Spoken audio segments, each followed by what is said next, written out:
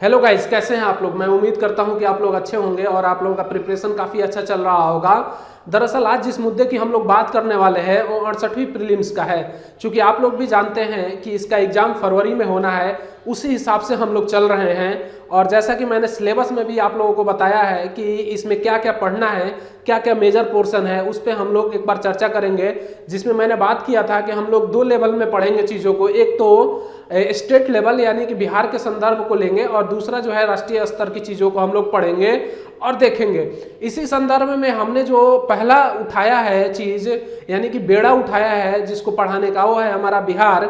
और बिहार के रेफरेंस में ही चीज़ें हम पढ़ेंगे। यानी इसमें जो है कि बिहार में भौतिक उसका विभाजन क्या है, उसके अलावा जो है कि पॉलिटिकल उसका परिदृश्य क्या है, उस पर भी हम लोग चर्चा करेंगे। तो सबसे पहले जो इसका फिजिकल मैप है उस पर हम लोग एक बार चर्चा करेंगे और देखेंगे कि बिहार का जो है कि कहाँ तक विस्तार है और बिहार में कितने जिले हैं, बिहार से कितने जिले कटकर झारखंड का निर्माण हुआ और झारखंड कब बना। उसके अलावा बिहार का मैप के अकॉर्डिंग जितने डिस्ट्रिक्ट हैं जो अन्य राज्यों से टच करते हैं उस पर भी हम लोग चर्चा करेंगे। और बिहार के जितने डिस्ट्रिक्ट हैं उस पे उसको जो है कि प्रमंडलों में बांटा गया है, वो कौन कौन से प्रमंडल हैं उस पर भी हम लोग एक बार चर्चा करेंगे। तो मैं उम्मीद करता हूं कि आप लोगों को चीज़ें समझ में आएंगी, क्योंकि मैं चीज़ों को बिल्कुल आसान भाषा में आप लोगों को पढ़ाने वाला हूं। अगर आप हमारे चैनल पे नए हैं तो सबसे पहले चैनल को सब्सक्राइब कर लिए। इस वीडियो को देखने से पहले मैं आपसे कहूँगा कि इसके सिलेबस को देखिए, फिर आगे बढ़िए। ये क्लास जो है उन छात्रों के लिए ज़्यादा फायदेमंद है जो नए सिरे से यानी कि बीपीएससी में अभी अभी जो है कि एंट्री मारे हैं और उनका फाउंडेशन बहुत ही कमज़ोर है। उन छात्रों के लिए ये क्लास काफ़ी लाभदायक सिद्ध होगा। और मैं कहूँगा उनसे कि अगर उन्होंने थोड़ा सा भी मेहनत कर लिया तो वो 68वीं प्रीलिम्स में अपना जगह बना सकते हैं, वो अच्छा नंबर ला सकते हैं। चूँकि आप लोग जानते हैं कि 68वीं प्रीलिम्स में जो है कि उम्मीद ये है कि माइनस मार्किंग यानी कि निगेटिव मार्किंग होना है। तो मैं आप सबसे यही कहूँगा कि इसको भी ध्यान में रखिए और चीज़ों को डीपली पढ़ते हुए चलिए, तभी जो है कि आपका माइनस मार्किंग जो यानी कि माइनस करने का जो आपका ज़्यादा अगर माइनस करते हैं आप तो वो उसको कम कर सकें। तो मैं आप सबसे यही कहूँगा कि डीपली अगर पढ़ते हैं तो चीज़ें आप लोग याद नहीं करते, क्लियर करते हैं। कंसेप्ट को अगर क्लियर कर लेते हैं तो चीज़ें अपने आप सही हो जाती हैं। तो आइए सबसे पहले हम लोग देखते हैं कि ये क्लास हमारा किसके लिए है। तो मैं बता दूं ये 68th बीपीएससी प्रीलिम्स का क्लास है। आप लोग जानते हैं कि हमारा मेंस का भी क्लास चल रहा है, 67वीं मेंस का क्लास चल रहा है। तो उससे भी आप लोग जुड़े, अगर जो है कि अगर आप मेंस की तैयारी कर रहे हैं तो, अगर नहीं कर रहे हैं तो 68वीं के लिए जो है कि आप इस क्लास से जुड़िए। फिलहाल जो है कि हमारे चैनल को सब्सक्राइब करके रखिए जिससे आपको फायदा हो, आप जो है कि अपने आप में जो है कि एक अच्छा इंप्रूवमेंट ला सकें। तो उसी पे बात कर रहे हैं। सबसे पहले तो जो है कि 68वीं प्रीलिम्स का डेट आप लोग जानते हैं कि फरवरी में है और फरवरी में होना है, डेफिनेट है, उसका डेट भी आ चुका है। अब सबसे पहले तो ये समझते हैं कि बिहार में हमारे टोटल कितने जिले हैं। तो मैं आप लोगों को बता दूं कि बिहार में टोटल 38 जिले हैं। कितने जिले हैं भैया? 38 जिले हैं। और इसी 38 जिलों की अगर मैं बात करूं तो प्रमंडलों में इनको बांट दिया गया है। किसी प्रमंडल में 6 जिले हैं, किसी में 3 हैं, किसी में 4 हैं, किसी में 5 है और किसी में 6 हैं। इस तरीके से हैं।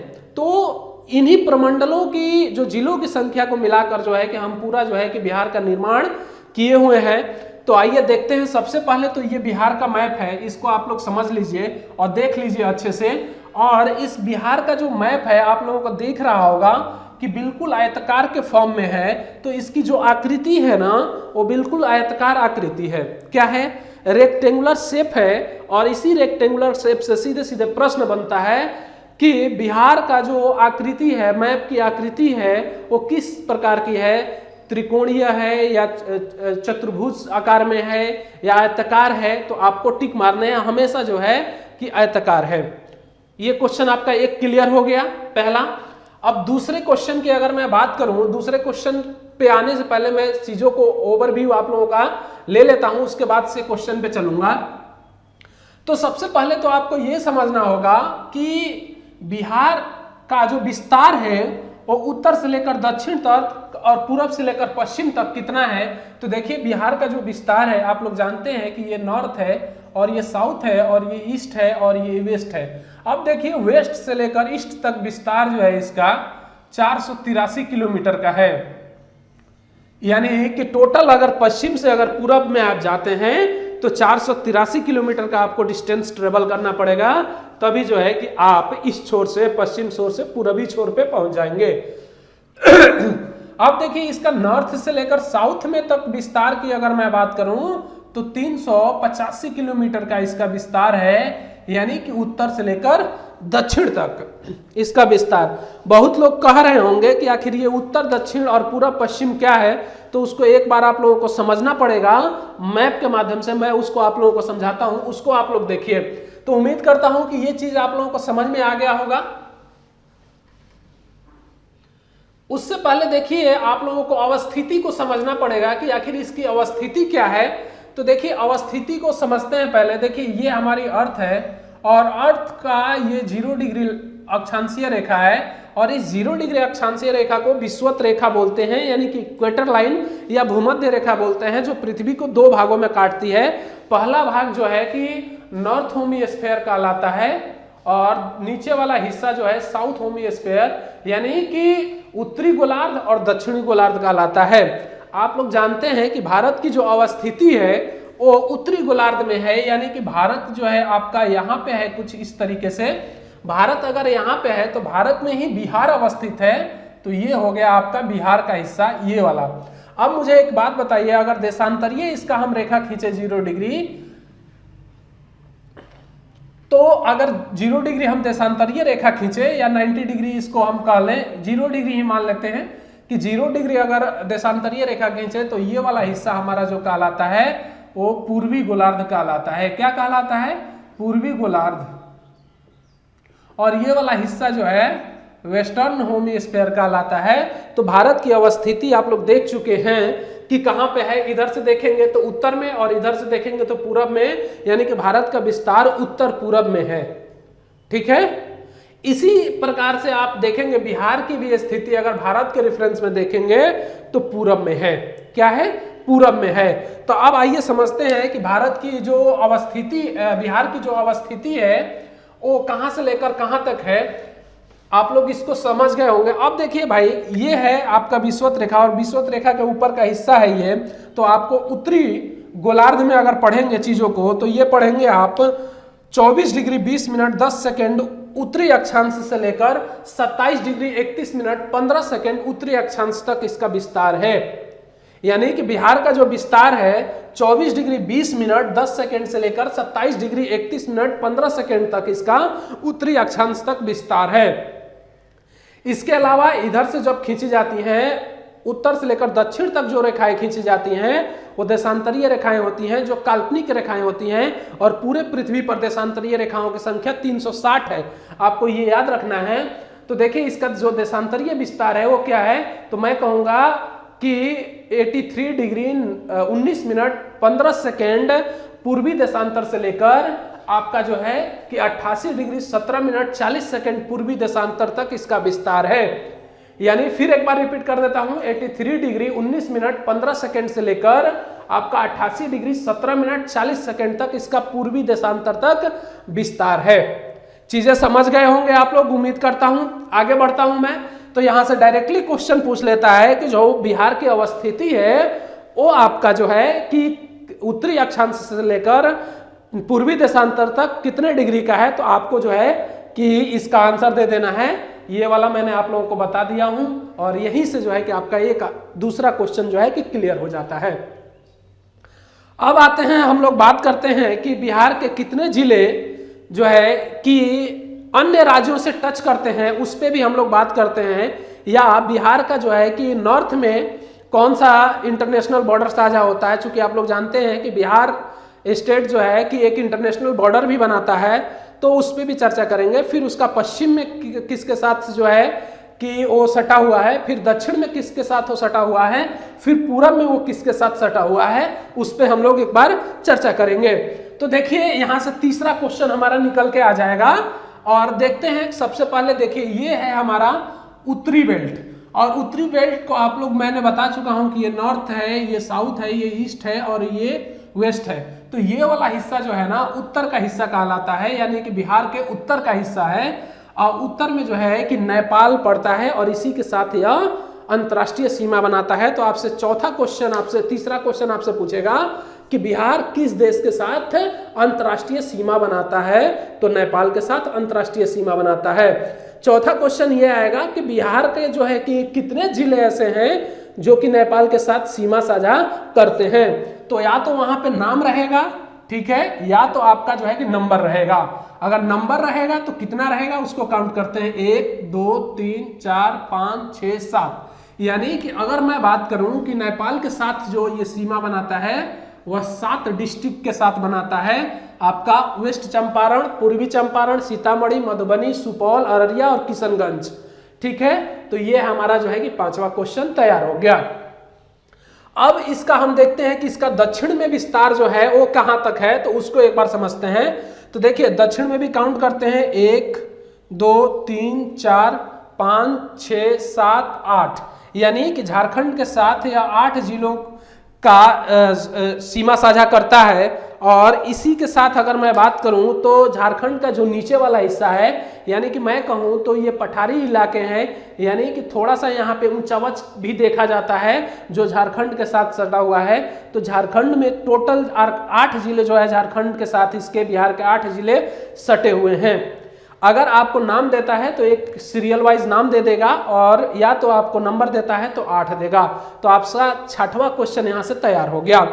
अब देखिए 7वें क्वेश्चन की ओर बढ़ रहे हैं। अब पूरब में इसका जो है विस्तार देख लेते हैं। तो देखिए पूरब में वेस्ट बंगाल है और वेस्ट बंगाल के साथ ये जो है कि अपना सीमा साझा करता है बिहार। तो कौन कौन से, किशनगंज, पूर्णिया और कटिहार, ये 3 जिले ऐसे हैं जो पश्चिम बंगाल के साथ अपना सीमा बनाते हैं। तो यहाँ से 7वां क्वेश्चन मिल गया आपका कि अगर पूछ लेगा क्वेश्चन आपका बिहार में जो है कि कितने जिले पूरब में जो है वेस्ट बंगाल से सटे हुए हैं, तो 3 जिले, या तो किशनगंज, पूर्णिया, कटिहार देगा या तो 3 जिले देगा। पश्चिम में देख लेते हैं इसका विस्तार। तो देखिए मेरे प्यारे दोस्तों, पश्चिम में भी जो है इसका विस्तार क्या है, तो पश्चिम में भी जो है कि ये 8 जिलों से टच करता है। तो ये भी आपको याद रखना है कौन कौन सा, 1 2 3 4 5 6 7 और एक जिला और है आपका ये ईस्ट चंपारण। तो ये भी आपका जो है कि 8 जिलों के साथ सीमा बनाता है। तो आपको ये याद रखना है कि पश्चिम में जो है कि इसका सीमा विस्तार जो है 8 जिलों के साथ है। और पश्चिम में कौन सा जिला है, उत्तर प्रदेश, बाबा योगी का जिला, जहां पे बुलडोजर आजकल बड़ी जो है कि जबरदस्त तरीके से चल रहा है। बहुत ही मजेदार कहानी बन गई है ये। तो आप लोगों से मैं कहूंगा कि 8वें क्वेश्चन पे ज्यादा विशेष फोकस करें, बाबा योगी पे कम फोकस करें अगर एग्जाम निकालना हो तो, ठीक है। तो आगे बढ़ते हैं और देखते हैं अगला क्वेश्चन जो है कि हमारा क्या बनेगा। अगले क्वेश्चन की अगर मैं बात करूं तो सबसे पहले आप लोगों को यह देखना होगा कि बिहार का जो है कि समुद्र तल से ऊंचाई क्या है, यानी कि जो सी लेवल होता है, अगर सी लेवल से नापा जाए तो बिहार कितने हाइट पे अवस्थित है उस पे हम लोग चर्चा करते हैं। तो समुद्र तल से जो बिहार की ऊंचाई है ना वो मेरे प्यारे दोस्तों 53 मीटर है, और इसको फीट में अगर कन्वर्ट करेंगे तो करीब करीब 173 फीट आएगा। 173 फीट जो है इसकी ऊंचाई है। तो यहां से भी आपका क्वेश्चन बनता है, जो 9वां क्वेश्चन आपको क्लियर हो गया, यानी कि 173 फीट ऊंचा, यानी कि समुद्र लेवल से। अगर मान लिया कि मैंने कि ये सी लेवल है, तो इस सी लेवल से जो है कि मैं देखूंगा कि इस कितने हाइट पे है, तो ये 173 फीट की हाइट पे है, और मीटर में आएगा तो 53 मीटर की हाइट पे है, ठीक है। अब इसका जो है कि अगर मैं बात करूं कि जनसंख्या में ये कितने नंबर पे आता है पूरे भारत में, तो जनसंख्या में ये आप लोग जानते हैं कि उत्तर प्रदेश के बाद से जो है कि तीसरे स्थान पे जो है कि ये आता है। पहले स्थान पे उत्तर प्रदेश है और तीसरे स्थान पे जो है कि जनसंख्या में ये आता है। और क्षेत्रफल की दृष्टि में अगर मैं बात करूं, जब तेलंगाना राज्य बना तो तेलंगाना राज्य बनने के बाद से यह 13वें स्थान पे पहुंच गया। उससे पहले जो है कि ये 12वें स्थान पे था। तो ये आपका 11वां क्वेश्चन यहां से क्लियर हो गया। अब देखिए मैं कहूंगा आपसे कि इसका जो एरिया है, यानी कि भारत के कुल क्षेत्रफल का कितना है, तो भारत के कुल क्षेत्रफल का 2.86% है। अगर डाटा एग्जैक्ट आ रहा है तो 2.86% आपको देना होगा, नहीं तो बहुत जगह डाटा आपका आता है 2.8%, तो आप देख लेंगे उस डाटा को। ठीक है, दोनों डाटा मैंने आपको बता दिया। अगर मैं कहूं कि विश्व में भारत की लैंड कितनी है, यानी कि उसका जो है कि पूरा हिस्सा कितना है, तो मैं कहूंगा मात्र 2.4% का हिस्सा है, और इस 2.4% में बिहार का जो हिस्सा है वो 2.86% है। चीजें समझ गए होंगे उम्मीद करता हूं। अब यहाँ पे आप लोग कंफ्यूज हो गए होंगे, लेकिन 2.4% को आप जो है भारत का जो हिस्सा है पूरे विश्व में उसको 100% मान लेंगे, और 100% में से 2.86% जो है बिहार का हिस्सा है। तो उम्मीद करता हूं ये चीजें आप लोगों को समझ में आ गई होंगी। अब देखिए मेरे प्यारे दोस्तों, यहां से एक क्वेश्चन और बनता है, जो 12वां क्वेश्चन ये बनता है कि बिहार के कितने जिले लेकर झारखंड का निर्माण हुआ। तो टोटल जो है कि कहीं कहीं बुक में 17 दिया है, कहीं कहीं 18 दिया है, लेकिन टोटल 18 जिले लेकर जो है कि झारखंड का निर्माण हुआ। और झारखंड का निर्माण होने के बाद से जो है कि बिहार में खनिज संपदा में कमी आ गई, क्योंकि बिहार में खनिज संपदा की क्यों कमी आई, क्योंकि वो झारखंड के साथ ही चला गया, और बंटवारे के दौरान ही जो है कि खनिज संपदाएं बिल्कुल जो है कि बिहार से थोड़ी मात्रा में रह गई, जो नीचे वाले बेल्ट में पाई जाती हैं। ठीक है, और इसी से क्या हुआ कि बिहार जो है कि और गरीब होता चला गया, और आज जो है कि बिहार जो है कि सबसे गरीब की श्रेणी में दर्ज है। आप लोग जानते ही हैं इस बात को। तो मैं जो बात कर रहा था आपका कि 12वां क्वेश्चन और 13वां क्वेश्चन आपका क्लियर हो गया होगा। अब देखते हैं कि जो जनसंख्या है वो कितनी है। तो 10,40,99,452 इसकी टोटल 2011 की जनगणना के अनुसार इसकी जनसंख्या है। अगर आगे की जनसंख्या का आंकड़ा प्रकाशित होता है, चूंकि आप लोग जानते हैं हर 10 साल में जो है कि जनसंख्या की जनगणना होता है, कोविड के कारण नहीं हुआ, लेकिन हो सकता है कि इसका डाटा आने वाले कुछ दिनों में प्रकाशित हो, तो वहां पे हो सकता है कि बदला हुआ मिलेगा, तो उसको हम लोग देख लेंगे। लेकिन हम लोग जब भी कंपैरिजन करेंगे तो हम लोग 2001 और 2011 की डाटा को लेकर करेंगे। ठीक है, तो ये चीज क्लियर हो गई होगी आप लोगों की। अब देखिए मेरे प्यारे दोस्तों कि जो प्रमंडल हैं, इन प्रमंडलों की जो संख्या है हमारी 9 है, और इन 9 प्रमंडलों में कौन कौन से डिस्ट्रिक्ट बटे हुए हैं उस पर हम लोग चर्चा कर लेते हैं। तो आपसे जो है कि जो क्वेश्चन पूछता है यहाँ पे 14वां और 15वां क्वेश्चन कि पटना में कितने प्रमंडल हैं, पटना प्रमंडल के अंतर्गत कितने जिले आते हैं, तो 6 जिले आते हैं। मगध प्रमंडल के अंतर्गत कितने जिले आते हैं, तो 5 जिले आते हैं। सारण प्रमंडल के अंतर्गत कितने जिले आते हैं, तो 3 जिले आते हैं। तिरहुत प्रमंडल के अंतर्गत जो है कि कितने जिले आते हैं, तो 6 आते हैं। दरभंगा प्रमंडल के अंतर्गत 3 जिले आते हैं। कोसी प्रमंडल के अंतर्गत 3 जिले आते हैं। पूर्णिया प्रमंडल के अंतर्गत 4 जिले आते हैं। मुंगेर प्रमंडल के अंतर्गत 6 जिले आते हैं। भागलपुर प्रमंडल के अंतर्गत 2 जिले आते हैं। तो इनको जोड़ के आप देख सकते हैं कि 6 5 11, 11 3 14, 14 6 20, 20 और 6 26, 26 और 30 और ये 8, यानी कि टोटल 38 जिले जो है कि आपके हो गए ये। तो 38 जिलों का विभाजन इस तरीके से किया गया है। प्रमंडल अगर ना समझ में आया आप लोगों को तो ऐसा समझिए कि ये हेडक्वार्टर है, जैसे रेलवे में अनुमंडल होता है ना, उसी तरह ये जो है कि मंडल है, और ये 9 प्रमंडल हैं, इसी में जो है कि विभाजित कर दिया गया है। आप लोग जानते हैं कि रेलवे जोन को भी बांट दिया जाता है, उसी तरह बिहार के इन जिलों को बांट दिया गया प्रमंडलों में। पटना प्रमंडल में एक तो पटना आ जाएगा, उसके बाद से नवादा आ जाएगा, भभुआ आ जाएगा, ये आपका जो है कि बक्सर आ जाएगा, उसके बाद से रोहतास आ जाएगा और कैमूर आ जाएगा। मगध की अगर मैं बात करूं तो औरंगाबाद, गया, नवादा, जमुई कह रहा हूँ, जहानाबाद और अरवल आ जाएगा। सारण में आपका क्या आ जाएगा, गोपालगंज से सारण का मतलब हो गया प्राचीन नाम है, और ये जो है कि इसको हम लोग छपरा आज के डेट में जानते हैं। तो ये आपका गोपालगंज, ये हो गया आपका क्या सारण, और ये सिवान। तिरहुत में आप जानते हैं कि ये आ गया सीतामढ़ी, आपका आ गया शिवहर आ गया, उसके बाद से वेस्ट चंपारण और ये ईस्ट चंपारण वाला इलाका हो गया। दरभंगा में आपको देख रहे मधुबनी आ गया, और ये दरभंगा आ गया और सुपौल आ जाएगा। कोसी में आपका ये आ जाएगा चीजें, पूर्णिया में आपका आ जाएगा, मुंगेर में जो है कि आपका आ जाएगा, भागलपुर में आपका 2 ही आता है, भागलपुर और बांका। तो इसको आप लोग देख लेंगे, ठीक है। तो चीजें मैं उम्मीद करता हूं कि समझ गए होंगे। आगे हम बात करते हैं कि अगला हमारा जो है कि रेफरेंस क्या होगा। देखिए एक चीज और यहाँ पे समझ लीजिए कि यहाँ से जो है कि चौथा स्थान है और यहाँ से जो है कि एक रिवर का विकास हुआ है और ये रिवर जो है कि कुछ इस तरीके से है और इस रिवर का नाम है गंगा रिवर, ठीक है। और यही गंगा रिवर जो है कि बिहार को 2 भागों में बांट देती है। ऊपर का हिस्सा यानी कि गंगा के ऊपर का हिस्सा जो कहलाता है वो उत्तरी बिहार का मैदान कहलाता है और गंगा के नीचे का जो है कि क्षेत्र जो कहलाता है वो दक्षिणी गंगा का मैदानी क्षेत्र कहलाता है। यानी कि उत्तर का जो क्षेत्र है, गंगा के उत्तर का जो क्षेत्र है, ये जो है कि काफी जो है कि नमी वाला है, नमी युक्त क्षेत्र है। यानी कि अगर मैं कहूँ कि बाढ़ की समस्या इधर ज्यादा देखी जाती